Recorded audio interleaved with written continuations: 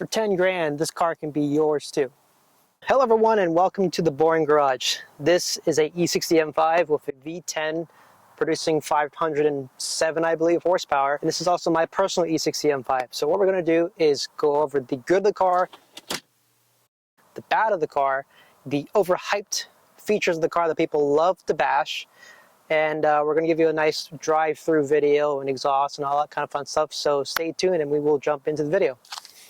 Well, I think you can see the good here, but a 5-liter V10 producing right around 507 horsepower, but this one has a little more with a tune.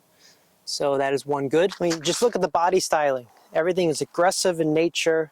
Front bumper, it looks angry, look at that. So I think it is a beautiful, beautiful car. You also have this aggressive styling of the M5 badging, just for people to know that you have an M5 and not a 535 or something less.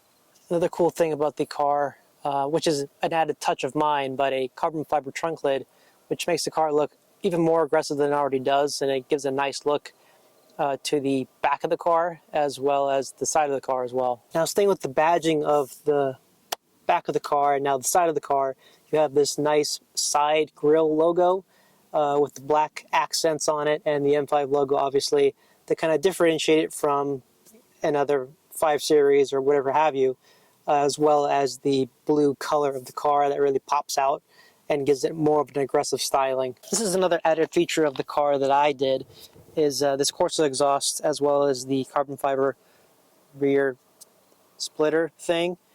But it looks the part, it looks aggressive as well as the sound.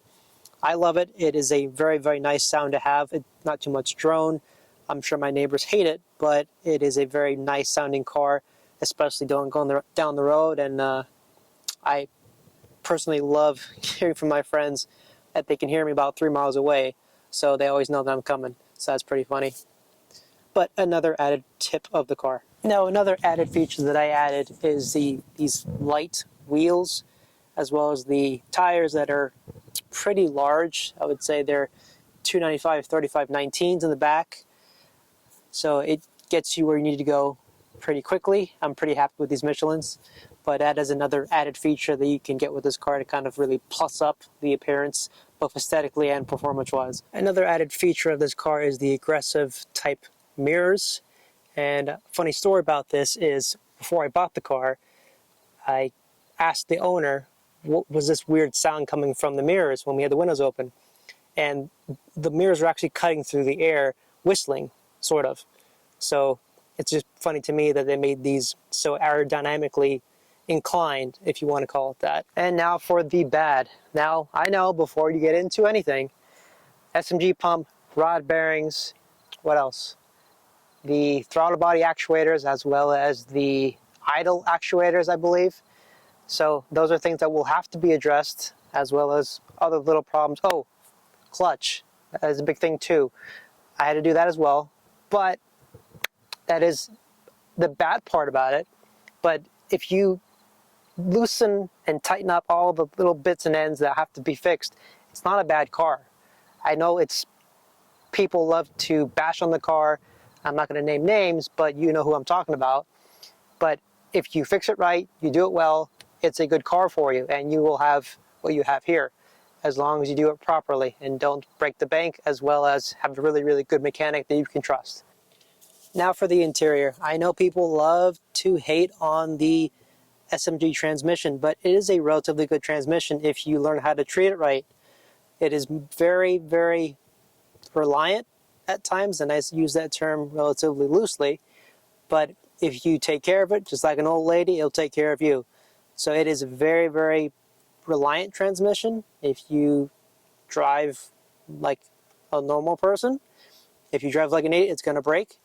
But as I said before, just treat it like an old lady and it will treat you well. Now with the inside of the car, you have a nice, luxurious looking background, and you even have the headliner that's covered in Alcantara. That's all above it in the entire area. So it looks really good. It is a very, very nice place to be, especially on long trips. That's where the SMG kind of comes into play, because I know if I had a 6-speed, it would be not an enjoyable experience, especially being in traffic, but you get what you pay for sometimes, but in this case, I've been very, very happy with this car. All right, so I needed to say this because it's too cool not to mention.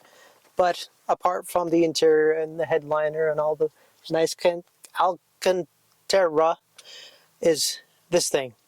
Now, I don't know if this story is true, but I heard from somewhere else, this cup holder didn't exist originally, and they had to make it because the Germans didn't understand why you wanted to drink while you're driving. So when you open this cup holder, it like goes out this way for the driver, which is kind of cool. So here, watch. So I don't know if this story is true. Let me know in the comments if I'm right or wrong, or am I just crazy. But this is pretty cool. So I just need to mention that real quick. Now for 10 grand, what do I mean about having this? So fortunately for me, I got to get this car with a full engine out, rod bearings, all the stuff that you should do, apart from other little tidbits that I had to do myself. But the bones of the car, someone already did. I had the full engine out, did everything, or relatively everything. And the only bad part about it, it does have 185,000 miles on it. But as long as everything is completed, bearings, suspension, everything else, I just put on the nice bits and pieces of it. The car was 10 grand. So I don't know if I'm the most luckiest person alive to get one of these sorted out, but I'm sure there's other examples that have rod bearings done, actuators done, clutch done, the little transmission wire thing done. So as long as all those things are on the checklist, or 3 of the 4, then I would go out and buy one right now. Stop watching the video, go buy one. It's good for lights to turn green sometimes so you can film videos. So we're gonna wait. Okay, it's green. All right, so driving this car, it is a really interesting experience because it's relatively different. You're not driving a 6-speed manual, you're not driving a automatic, you know, if you have a 3 Series or any kind of, by BMW back then, they had like a sport mode, you can turn to the side and shift. But this is different, and I'll tell you why it's different. You can have a lot more faster shifts, especially in M mode, or if you want to be in S6 mode, that's a lot of fun too. But I'm not in that mode a lot. M sometimes, but if you are in M mode a lot, you'll start burning your own clutch. So you don't want to do that too much because it might be a lot of trips to the mechanic shop, and you don't want that. So we're just going to drive around here and try to get some exhaust videos for you. And this is a pretty windy road, so we got to find a nice place for it. Sometimes I kind of wish this car had a 6-speed manual. Other times I don't, because it's so convenient to drive, especially if I have to go somewhere or if I'm in the middle of traffic. Then it's kind of more enjoyable. So it's a relatively nice experience, and I'm pretty happy with this car, especially being for 10 grand. I mean, you can't go wrong. So if you're still watching this, when I told you not to, go buy one, go buy one. So that's something you need to kind of do. But anyway, let's get back to the sound of the car.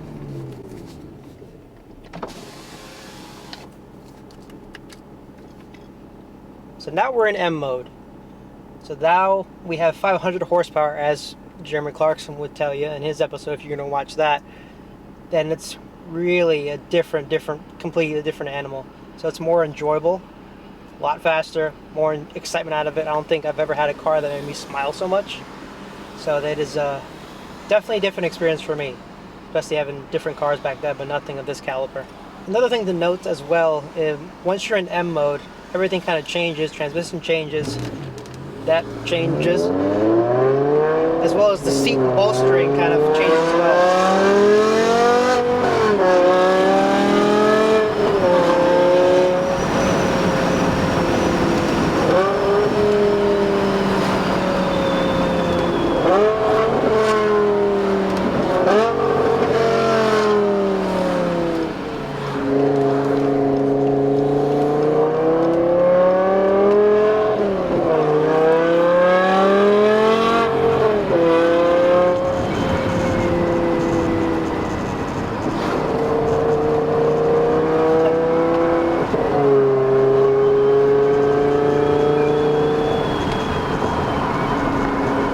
now we're out of M mode.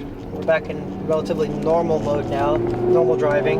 You don't have that jump of 100 horsepower down to 507 or so. So now we're just driving in normal mode. And the thing I love about this car is you can drive normally, just like any other car, and it doesn't feel like a different animal, or you turn it off way too much where it's now lagging. It's just a normal, complete luxury car, if I can call it that. Yeah, I can. So it's a really interesting experience to have both at the push of a button a completely different kind of car, but not so much so that you can really tell the difference. There's still some bits of M in it that you can clearly tell when you drive it. But for the money, for the power, for the aesthetic of the car and what you can do to it to make it look the business, I would buy one. I was pretty lucky to find this one online and, you know, kind of sight unseen, but I'm happy with the purchase. I get compliments on it almost all the time, and you just don't see these cars around much anymore. As long as it's sorted, as long as you do the regular maintenance to it, it's a good car. You know, as I said before, you do the rod bearings, you do the coolant hoses, because those will bound to go on any car. It doesn't matter what car it is. Make sure you do the actuators, which I just did about 2 weeks ago. So make sure that's done. Other bits and pieces, like for mileage, you want to make sure that you're doing the, I want to say, differential bushings. Make sure all that stuff is sorted as well. The transmission wires, clutch. I had the clutch go as soon as I got the car. That was actually pretty funny because I thought the entire transmission went, but it was a clutch issue because the guy that I got it from, he did the engine out, but he completely forgot the transmission, which is funny. But it happened, you know. I had to do little bits and pieces to change, so I'm happy with it. But I mean, again, for 10 grand and doing little bits and pieces here and there, apart from mechanical stuff, working on aesthetic stuff, wheels, tires, coilovers, the wrap. This actually does have a wrap if you can't tell, but this car came as a Silverstone gray. I believe that's the color. So, I mean, you can't go wrong.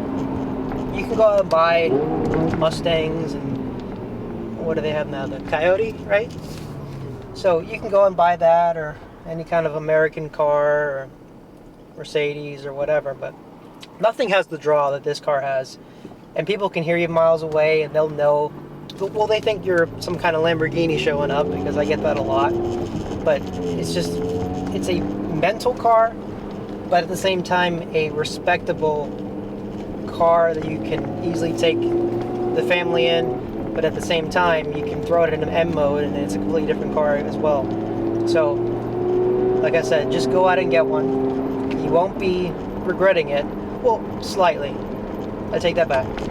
You may regret it in terms of some mechanical work you have to do, but in terms of YouTubers and other people bashing the car and saying, oh, it's a car you shouldn't get, and rod bearing this, rod bearing that, actuator this, just get it done.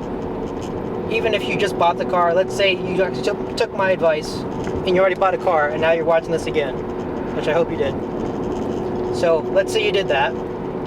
So now just do the things you should be doing. So the magic 4 that I've already listed, and you're done. You have a very, very nice, well sorted car, which is appreciating in value. So that is another reason alone to have it, because you will never see another V10 M5 again. For good measure. I mean, you're seeing the world change in terms of emissions and rules for cars, and people going to turbocharging now, and don't even get me started on the newer M5s, the M cars that will literally blow up at a moment's notice. But this thing, as long as you treat it right, you do the things you should be doing, it should be a good car for you. So go out and get it. I hope so now. I hope you already have it. Or if you already have one, tell me what you love about the car, what you don't like about the car, and I would love to hear the comments on it. So I think that's all that I can say about this car. I really can't think of anything else, but I'm sure I will later. But anyways, I just passed by another M5, same color. So if you have any questions, please let me know. If there's anything on your mind in terms of maintenance or what you should do or what you should look for apart from the things that I listed, always drop a comment and I'll try to see if I can reply or give the best advice that I can. But anyways, I'll see you in the next episode. Peace out. See you, man.